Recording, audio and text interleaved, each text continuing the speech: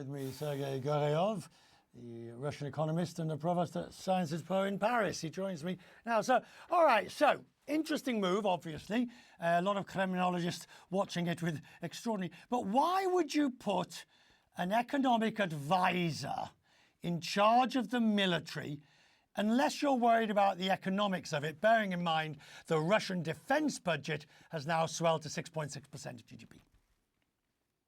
Hello, Richard. Thanks for inviting me. Indeed, you got it right.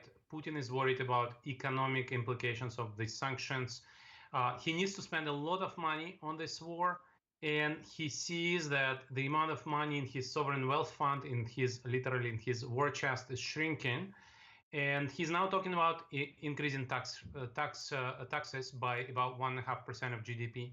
It's likely to happen. Now, Andrei Belousov is somebody, and I know him for about 25 years, is somebody who has a reputation of very honest, very serious, a person who has not been honest, who's not been noticed to be corrupt. And so Putin needs people like this, given especially that the very close entourage of outgoing defense minister was actually indicted for corruption. So this is very important for Putin.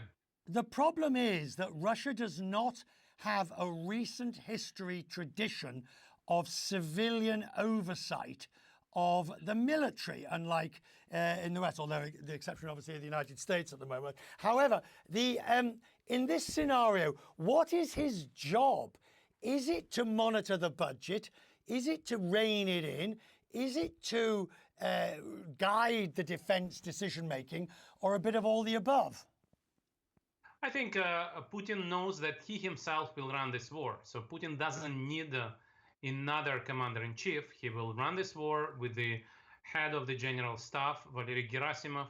And the job of the defense minister will be actually to find resources for this war, to produce material, ammunitions, and find soldiers, and to make sure that the spending is more efficient, because Putin is seeing that corruption is costing him too much, and this war is becoming unsustainable. Now, Putin has a lot of money still, but he's running out of money. And as I mentioned, he's already talking about raising more taxes, which will further slow down Russian economy. So he needs more efficient spending, military spending, defense spending.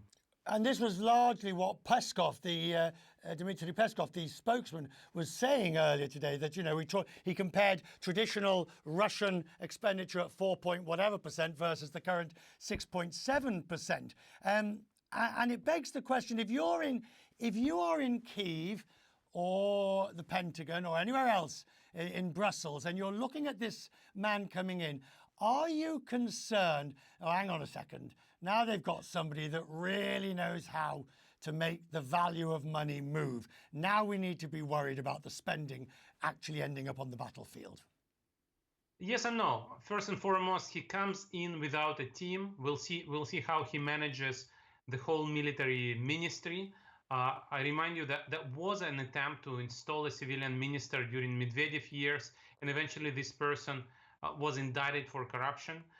He was rejected by the generals in the Ministry of Defense and almost went to jail.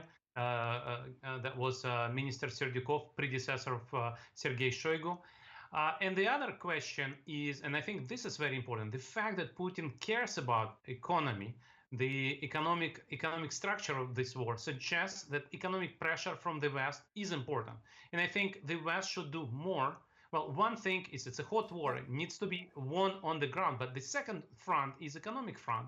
And the fact that Putin worries about the economic side of this war means that he understands that he doesn't have unlimited resources. And the Brussels policymakers and Washington policymakers should tighten and enforce the sanctions. How useful is that? I mean, the sanctions are pretty brutal. How useful is that, bearing in mind you've got all the stand countries where raw materials can just literally flow up into Russia. You've got Dubai and the UAE and the whole of the Gulf where things can flow up to Russia because they're not following. You've got Turkey, you've got India, you have an entire swathe of the world where Russia is not to say China, of course, where Russia is able to find sanction-busting materials.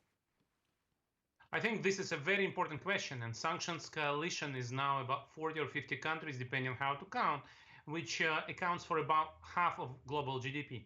But the West still has very important weapons of secondary sanctions, and that's exactly what Western and especially American officials are doing now. They're traveling to China and they're asking Chinese banks to think twice when they help Russian defense industry to buy those components through third, fourth, fifth Yeah. countries, because eventually there is a financial part of this shadow economy.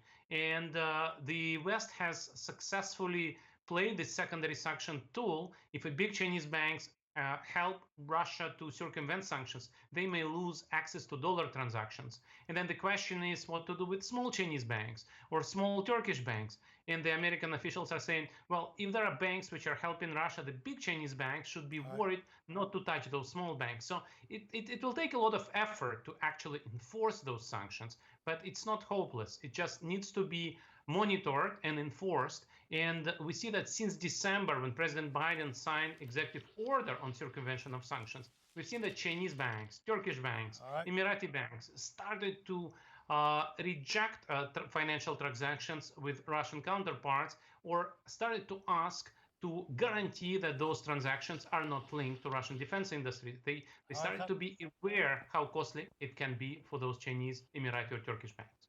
We'll talk more about this. Fascinating. Grateful to your time tonight. Thank you.